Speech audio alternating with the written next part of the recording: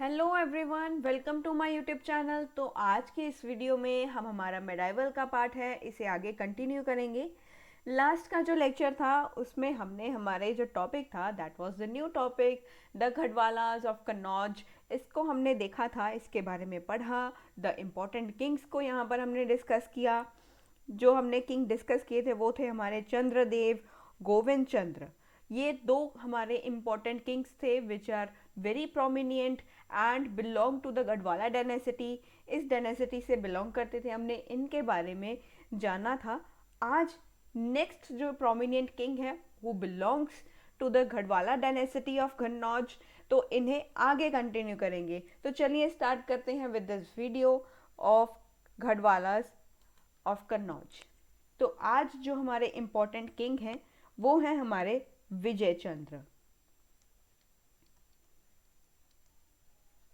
विजय चंद्र विजय चंद्र जो है, इनका टाइम पीरियड जो है हमारा दैट इज अप्रोक्सीमेटली 1154 सीई से लेकर के 1170 सीई तक का इनका टाइम पीरियड हमें देखने को मिलने वाला है। तो विजय चंद्र जो थे हमारे, he was son of Govind Chandra. तो ये गोविंद चंद्र जो थे हमारे, जिनको हमने लास्ट के लेक्चर में डिस्कस किया था, ये इनके बेटे थे। He was Vijay Chandra was son of Govind Chandra. ये गोविंद चंद्र के बेटे थे। गोविंद चंद्र के ये बेटे थे who is identified with the names of Vijaypal और मल्लदेव। तो इन्हें जो था, हमारे विजय चंद्र को विजयपाल और मल्लदेव के नाम से भी जाना जाता था। अगर हम इनके बारे में आगे बात करें, then he successfully faced aggressions of Ghaznavids. तो इन्होंने भी गजनवीड्स का जो है वो गजनवीड्स के जो एग्रेशन थे, जो जिसकी वजह से हमारे जो गोविंद चंद्र थे उन्होंने गजनवीड्स को हराया था। और गजनवीद इस चीज़ से बहुत ज़्यादा अपसेट थे, उनको बहुत ही ज़्यादा ऑफेंड हो चुके थे, उनको ठेस पहुंची कि अरे हमें हरा कैसे दिया इन्होंने। तो उस चीज़ का बदला इन्होंने इनके बेटे विजय चंद्र से लिया। लेकिन विजय चंद्र ने उनके अग्रेशन को, उनके गुस्से को जो है, उनके आक्रमण को जो है, उन्होंने सक्सेसफुली वहाँ पर रोकने की कोशिश की। और इन्होंने उसका आसानी सक्सेसफुली उन चीज़ों का इन्होंने सामना किया था विजय चंद्र ने। गोविंद चंद्र ने तो उनको हरा दिया था, लेकिन विजय चंद्र ने उनके अग्रेशन का सामना बहुत ही अच्छे से किया। उन्होंने उसका जो है जवाब दिया, इन्होंने उसके उसके साथ फाइट भी किया और उस चीज़ का इन्होंने जवाब भी दिया। एंड ही सक्सेसफुली जो है इन चीज़ों को ये फेस करने में यहाँ पर कामयाब भी रहे थे। तो विजय चंद्र जो थे, हमने देखा कि ये गोविंद चंद्र के बेटे हैं और इनको जो है वो आइडेंटिफाई किया जाता है। कुछ नेम्स इन्होंने जो है अपने लिए लिए थे, दैट इज विजयपाल और मल्लदेव जो है नाम से भी इन्हें जाना जाता है। Identified with names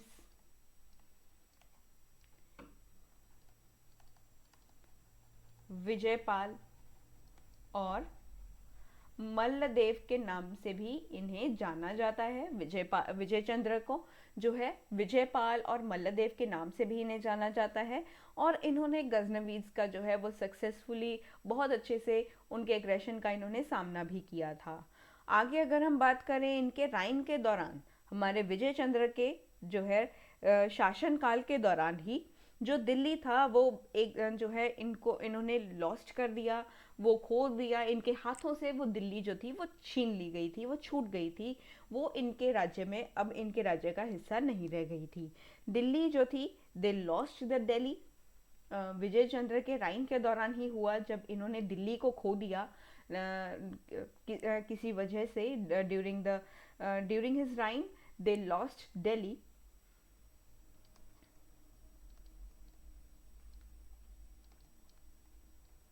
During his reign, they lost Delhi.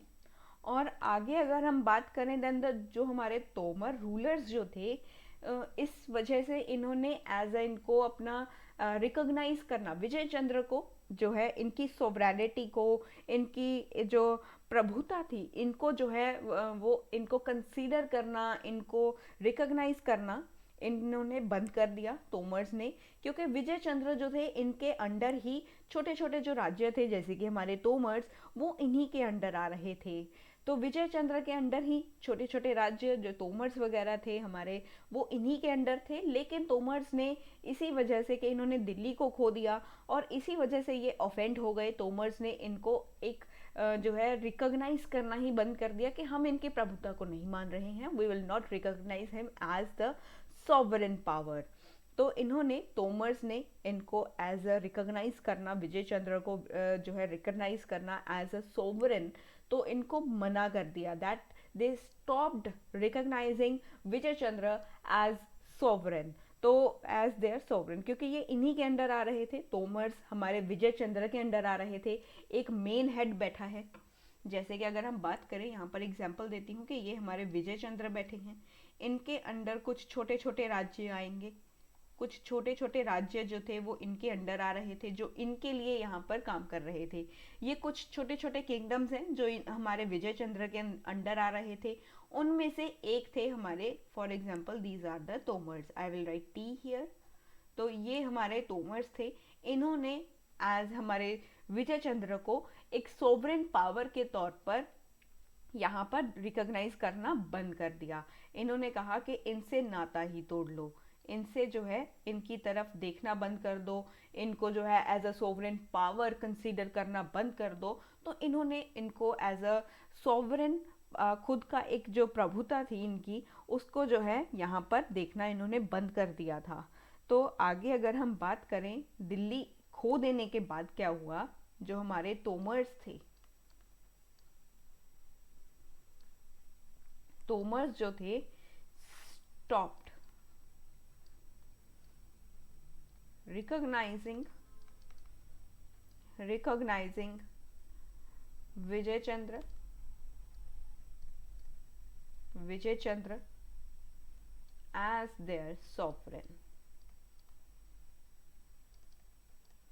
as their sovereign, उसके बाद क्या हुआ, हमारे तोमर्स ने अलाइन एस्टैब्लिश किया, शायद से it is probably that they probably aligned with the Chauhans of Ajmer. तो ये माना जाता है, ये एक मानी गई बात है, ये एक मानी गई बात है कि शायद उसके बाद तोमर्स ने जो अजमेर के चौहान्स थे उनके साथ अपना अलाइनमेंट इस्टेब्लिश किया, उनके साथ अपने रिलेशनशिप्स को यहाँ पर इस्टेब्लिश किया। तो इन्होंने गठबंधन किससे किया, बाद में हमारे तोमर्स ने, माना गया है कि शायद इन्होंने एक गठबंधन जोड़ लिया जो अजमेर के चौहान्स के साथ, इन्होंने एक रिलेशन अपना इस्टेब्लिश कर लिया था। यहाँ पर हम प्रोबेबली ही लिखेंगे क्योंकि प्रोबेबली ये माना गया है, इट इज द प्रोबेबिलिटी, ये एक मानी गई बात है कि शायद ऐसा हुआ होगा, इट इज शायद ऐसा हुआ होगा कि इन्होंने अपना अलाइंड किया, दे अलाइंड द तोमर्स, यहाँ पर तोमर्स ने अलाइनमेंट दिखाया था जो अजमेर के चौहान्स थे उनके साथ, aligned with Chauhans of Ajmer. तो ये था हमारे विजय चंद्र के बारे में। नेक्स्ट हम बात करेंगे with the next king, that is Jaichandra. तो यहाँ पर जयचंद्र के बारे में बात करेंगे। His name is similar to as Jaishankar. Jaichandra जो है हमारे, इनका टाइम पीरियड है 1170 से लेकर के 1194 सीई तक का अप्रॉक्सीमेट इनका टाइम पीरियड माना जाता है। तो इनके बारे में अगर हम देखें तो हमारे जयचंद्र जो थे, ही वॉज सन ऑफ विजय चंद्र, तो ये विजय चंद्र के बेटे थे, son of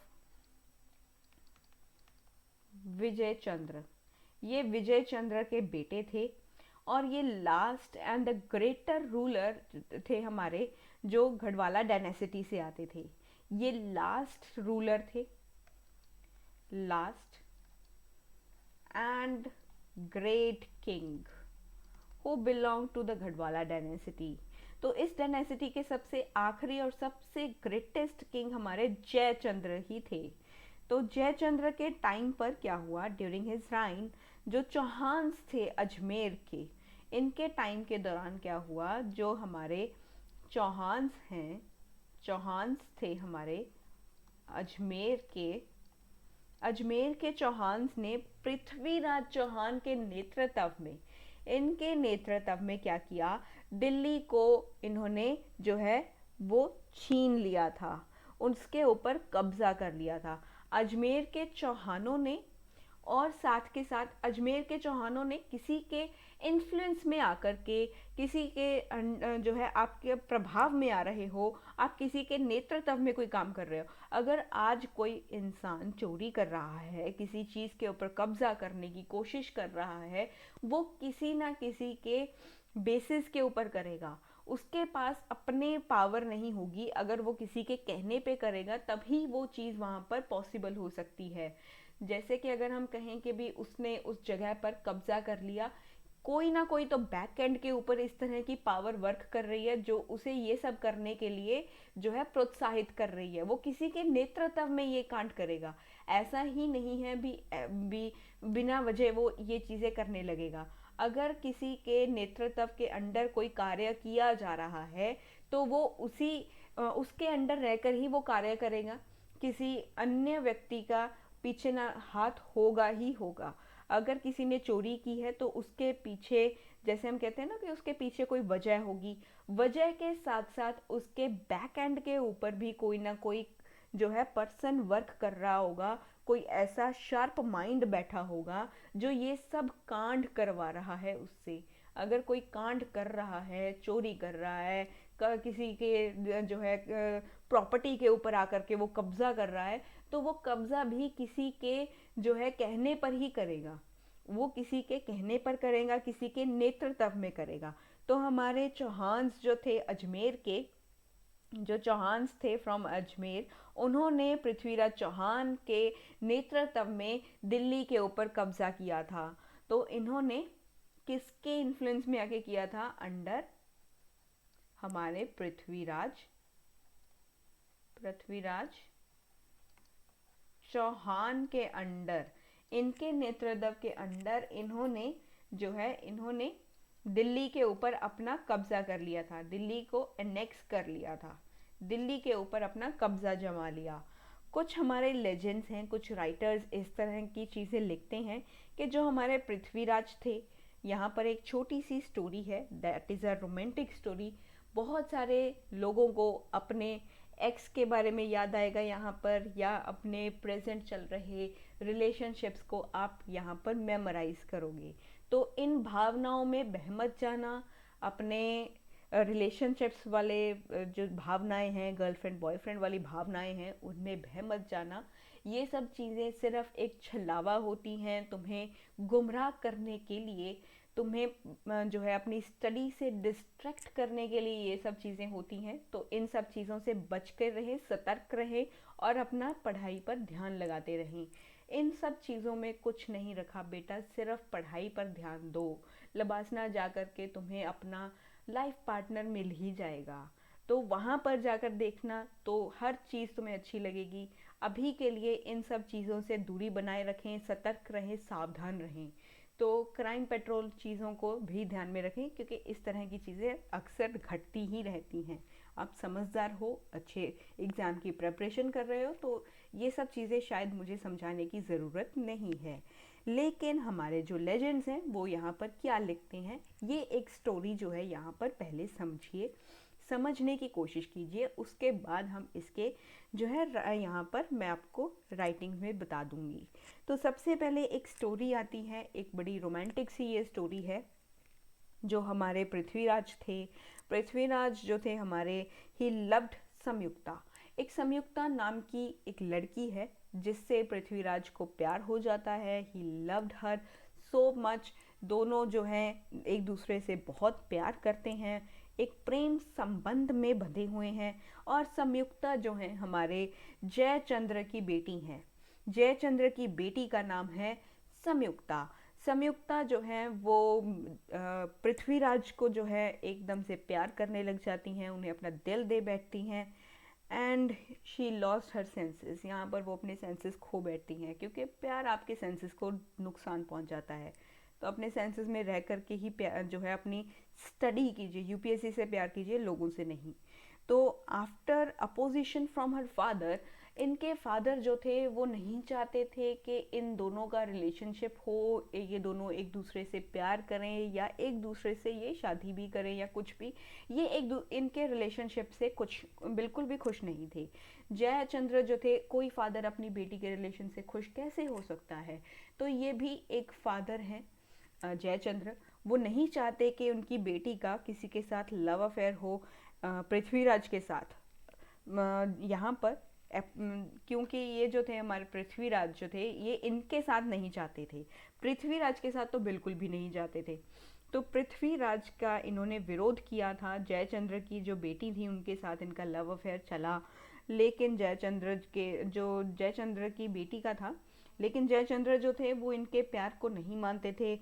after the opposition from her father, क्योंकि पृथ्वीराज जो थे was here to the rival Chauhan Rajput kingdom to the waste.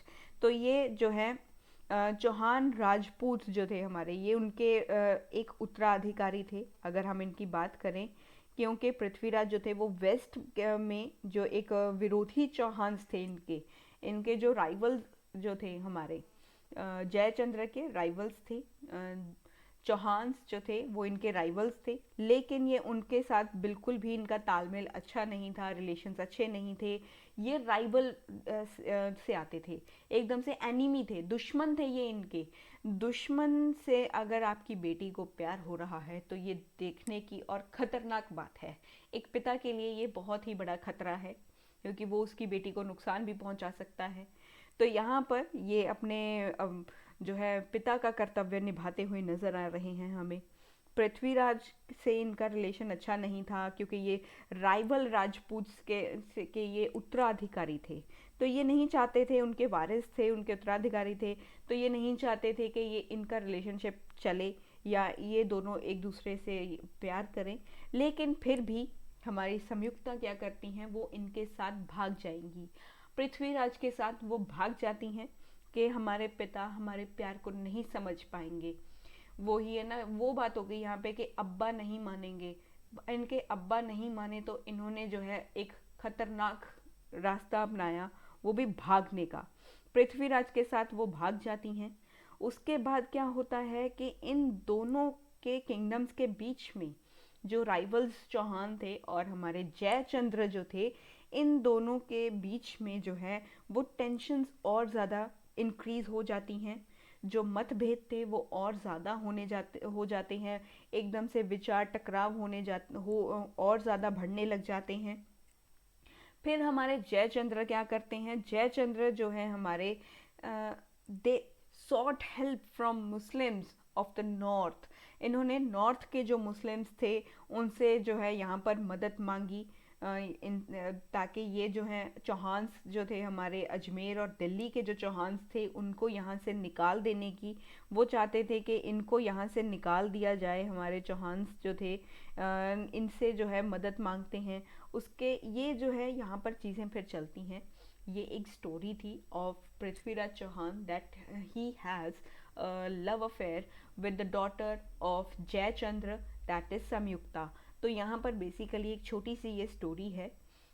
ये स्टोरी आप एकदम से जो है कहीं ना कहीं अपने दिमाग में फीड करके रखिएगा। इतनी भी कोई इम्पोर्टेंट बात नहीं है, ये इतनी इम्पोर्टेंट नहीं है कि आपको जो है कई बार यूपीएससी अपने क्वेश्चंस में पूछे कि पृथ्वीराज चौहान का किसके साथ लव अफेयर चल रहा था। ये ऐसे क्वेश्चंस वो नहीं पूछने वाला है। लेकिन जयचंद्र और पृथ्वीराज के बीच में टेंशन्स थे। वो टेंशन्स होने की वजह से इन्होंने अपनी बेटी जो थी उसकी मैरिज पृथ्वीराज से इसीलिए नहीं की थी। वो कारण यही था कि इन्होंने पहले दिल्ली के ऊपर कब्जा किया, अजमेर के चौहान्स के साथ जो है मिल करके उनके नेतृत्व में, पृथ्वीराज के नेतृत्व में इन्होंने दिल्ली के ऊपर अनेक्स किया। फिर ये उन्हीं की बेटी से जो है वो प्यार कर बैठते हैं। फिर वो दोनों जो हैं वो भाग जाते हैं। वो इन वजह से इन दोनों के बीच में ज़्यादा एक विचार टकराव होना यहाँ पर तय हो चुका था। इन दोनों के बीच में जो है यहाँ पर राइवल्सनेस ज़्यादा दिखाई देती है, एक दूसरे के दुश्मन इस तरीके से यहाँ पर ज़्यादा दिखाई देते हैं। तो ये कुछ लेजेंड्स हैं जो चीज़ें लिखते हैं हमारे अकॉर्डिंग टू सम लेजेंड्स। ये हमारे लेजेंड राइटर्स हैं, जो लेजेंड उस टाइम के राइटर्स थे जिन्होंने ये चीज़ें लिखी हैं। These are mentioned in the writings. Writers थे हमारे जिन्होंने कहा है कि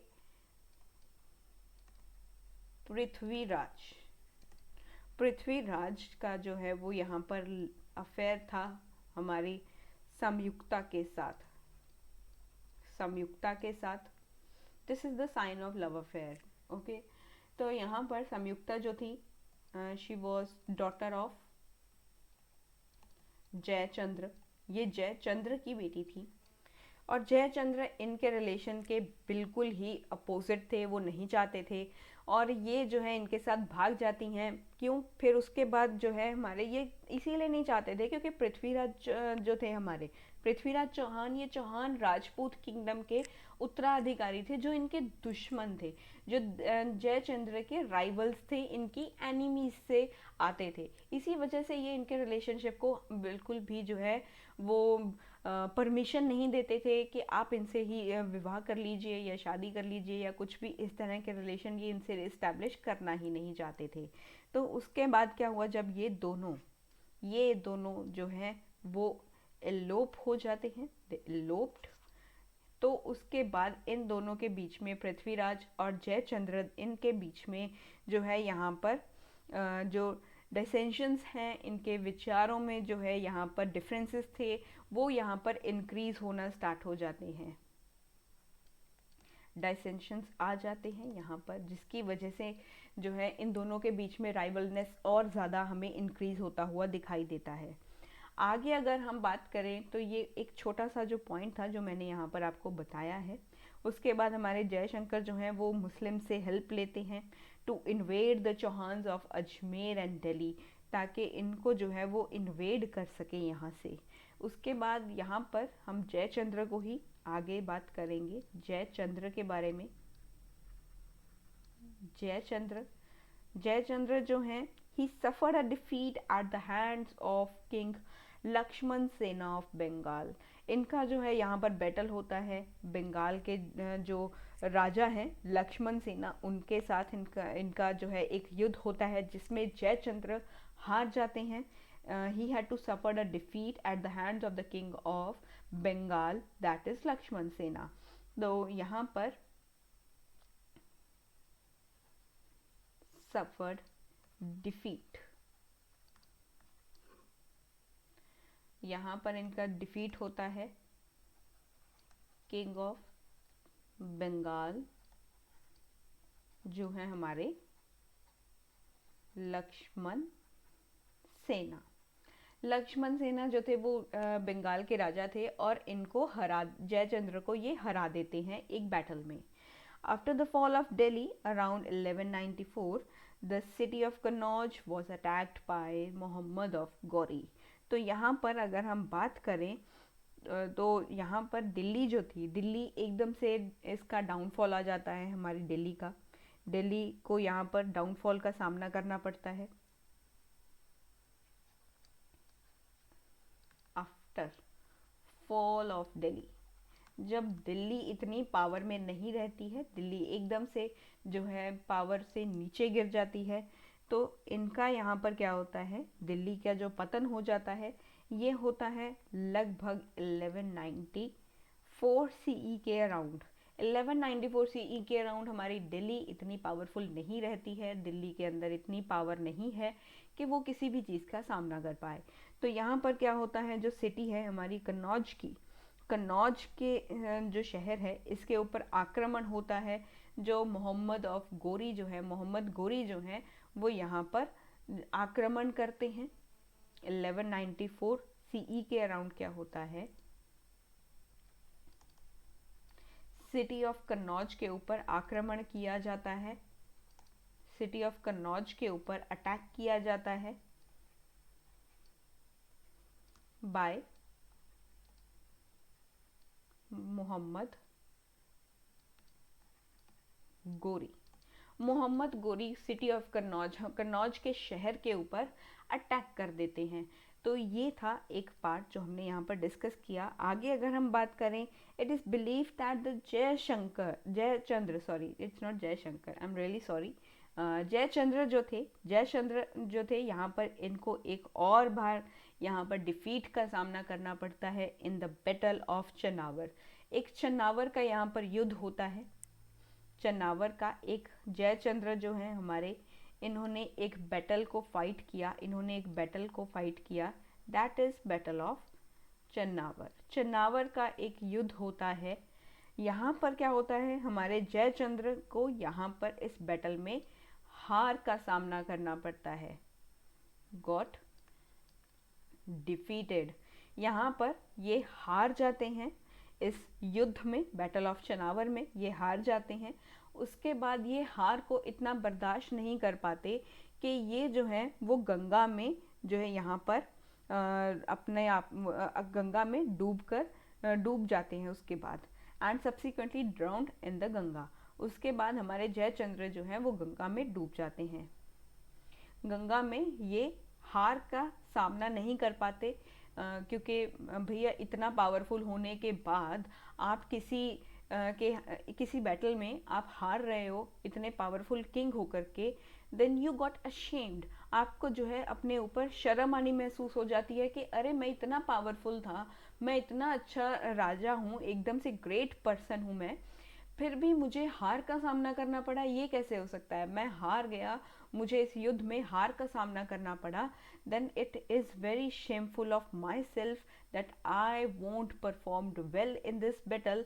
तो ये इस शर्म के तहत ही एक जो है अपने अंदर एक गिल्ट है कि मैं हार गया, वो हार को ये बर्दाश्त नहीं कर पाते, तो ये गंगा में डूब जाते हैं। And he drowned, subsequently drowned in the Ganga, ये गंगा में डूब जाते हैं और बाद में गंगा में ये डूब गए थे, ड्राउंड इन गंगा, ये गंगा में डूब जाते हैं। उसके बाद क्या होता है, इनका जो किंगडम है that was conquered and sacked by Ghori's army. उसके बाद देखो मोहम्मद गोरी को जो है एकदम से मैदान साफ हो गया, क्योंकि जयचंद्र अभी नहीं है।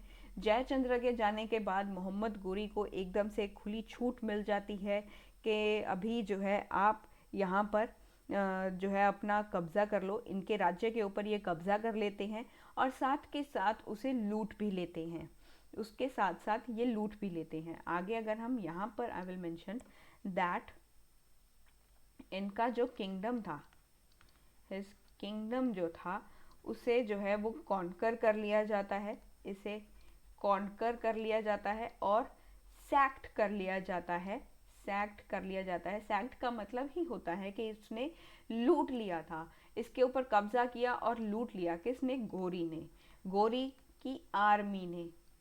गोरी की आर्मी जो थी उसने इनके राज्य के ऊपर कब्जा कर लिया, इनके जो किंगडम था उसके ऊपर अपना कब्जा कर लिया और साथ के साथ उसे लूट भी लिया था। And this is all about the Jayachandra. इसके आगे जयचंद्र के बाद क्या होता है, जयचंद्र के बाद यहाँ पर कुछ सर्वाइवर्स रह जाते हैं। जयचंद्र के बाद कुछ यहाँ पर सर्वाइवर्स रह जाते हैं, कुछ बचे हुए लोग रह जाते हैं जो जयचंद्र के बेटे और इनके जो ग्रैंडसन थे।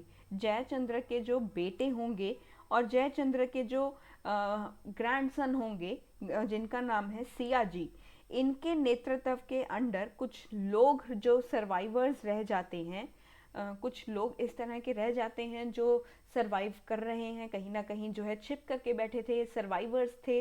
वो क्या करते हैं, वो इनके नेतृत्व के अंडर वो मारवाड़ रीजन में चले जाते हैं। वो मारवाड़ के रीजन में चले जाते हैं जो कि वेस्ट साइड है हमारा राजस्थान का, जो मारवाड़ का रीजन है वहाँ पर चले जाते हैं। वहाँ पर जाकर के एक राज्य अपना इस्टेब्लिश करते हैं अराउंड 13th सेंचुरी के अराउंड। वो वहाँ पर अपना एक नया राज्य फिर इस्टेब्लिश कर लेते हैं।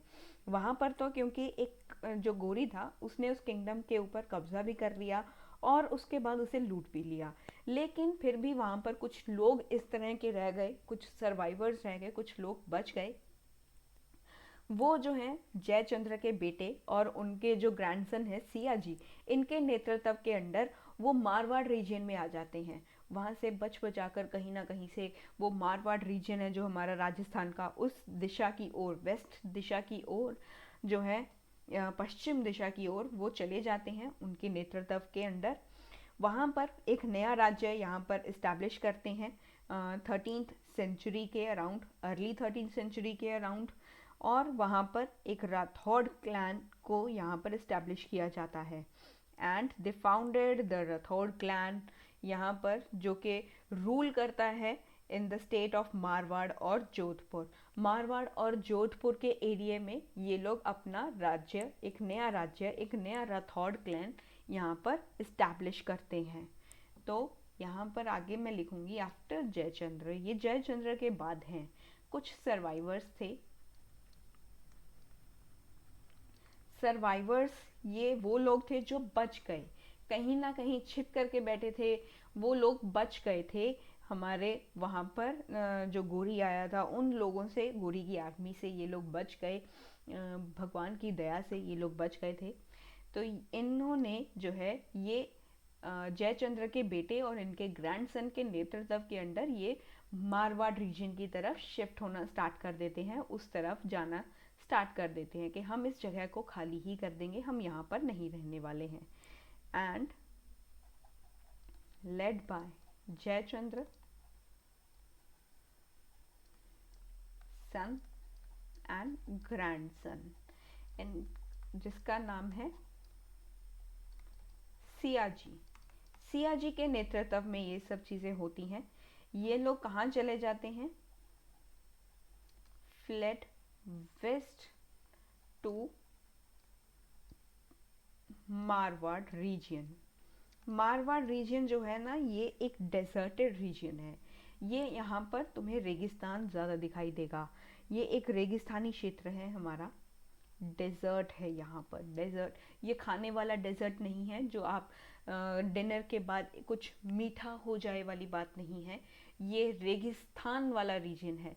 आज भी यहाँ पर कुछ जगहें हैं हमारी राजस्थान की साइड पर, आपको देखने को मिलेगा वहाँ पर बहुत सारा जो है आपको वो एक रेगिस्तान वाला पार्ट है हमारा। वैसे ऑल दो राजस्थान में पानी है, ये मत समझना कि वहाँ पर लोग पानी के लिए तरसते होंगे। पानी इज़ अवेलेबल देयर, पानी है वहाँ पर, हो कम अमाउंट में है लेकिन प्रेजेंट है। वो लोग पानी के लिए तरसते नहीं हैं, उनके पास पानी के बहुत सारे सोर्सेज आज के टाइम पर प्रेजेंट हैं। लेकिन कुछ क्षेत्र इस तरह के हैं जहाँ पर पानी उन्हें आज भी बहुत दूर दूर जगहों से जो है कलेक्ट करके लेकर के आना पड़ता है। वो बहुत ज़्यादा स्ट्रगलिंग लाइफ वो आज भी देखते हैं। तो ये मारवाड़ का जो रीजन था, ये उस टाइम के ऊपर एक डेजर्टेड रीजन था, एक रेगिस्तानी क्षेत्र था ये। तो आज भी यहाँ पर थोड़ा बहुत जो है हमें थोड़ा सा तो कहीं ना कहीं रेगिस्तान का रीजन यहाँ पर देखने को मिल ही जाता है। जो राजस्थान से होंगे उन्हें पता होगा ये सब चीज़ों के बारे में। ये राजस्थान का रीजन है। आज भी कई बार लोग ना यही सोचते हैं कि राजस्थान के लोगों के पास पानी नहीं है। अरे इनके पास पानी है बेटा, पानी है इनके पास। They have water to drink, they have water for every daily purposes, daily purposes के लिए इनके पास पानी है, उनके पास सोर्सेस अवेलेबल हैं। लेकिन कई क्षेत्र राजस्थान के इस तरह के हैं जहाँ से इन्हें आज भी कलेक्ट करके लेकर आना पड़ता है। They had to struggle for their daily purposes. फिर भी कुछ इलाके इस तरह के हैं, रिमोट एरियाज़ उन्हें मैं कह सकती हूँ, तो वो रिमोट एरियाज़ हैं। तो यहाँ पर इन्होंने मारवाड़ के रीजन में अपनी एक जो है एक नया किंगडम को इस्टेब्लिश किया, अपने आप को दोबारा से जो है यहाँ पर एक शासन के तौर पर यहाँ पर इस्टेब्लिश किया था। established themselves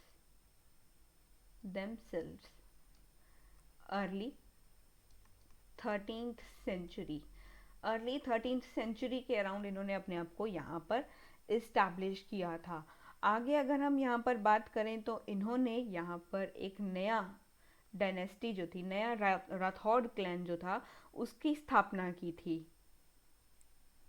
founded Rathore clan, Rathore clan इन्होंने जो है यहाँ पर इस्टेब्लिश किया, इसकी स्थापना की। And in the princely states, कौन कौन सी जगहों पर की थी? प्रिंसली स्टेट्स ऑफ मारवाड़ के रीजन में, मारवाड़ और जोधपुर, और जोधपुर के रीजन में इन्होंने एक राठौड़ क्लैन की स्थापना की थी। And this is all about the Gahadavalas of Kannauj. तो इनको भी हमने आज यहाँ पर कंप्लीट कर लिया है। This is all about the Gahadavalas. तो नेक्स्ट लेक्चर में एक नेक्स्ट टॉपिक के साथ मिलेंगे। तब तक के लिए आज के लेक्चर को यहीं पर हम वाइंड अप करते हैं। मिलते हैं नेक्स्ट लेक्चर में। बने रहिए मेरे साथ मिडावल हिस्ट्री की सीरीज में। अगर आज की ये वीडियो आपको अच्छी लगी हो तो इसे शेयर ज़रूर करना, and do subscribe the channel. Thank you so much for the love and support which you show towards my channel. Thank you so much. और बने रहिए मेरे साथ इस सीरीज़ में, और मेरे टेलीग्राम चैनल को भी ज्वाइन कर लीजिएगा ताकि इस लेक्चर के PDF फॉर्म के नोट्स आपको मिलते रहें। And stay safe, stay healthy, क्योंकि बहुत ही ज़्यादा पॉल्यूशन जो है वो फैलता जा रहा है। पॉल्यूशन बहुत ज़्यादा हो चुका है। अपनी हेल्थ का भी ध्यान रखिए और स्टे मोटिवेटेड, और अपनी स्टडी को भी कंटिन्यू रखिए। Thank you so much once again.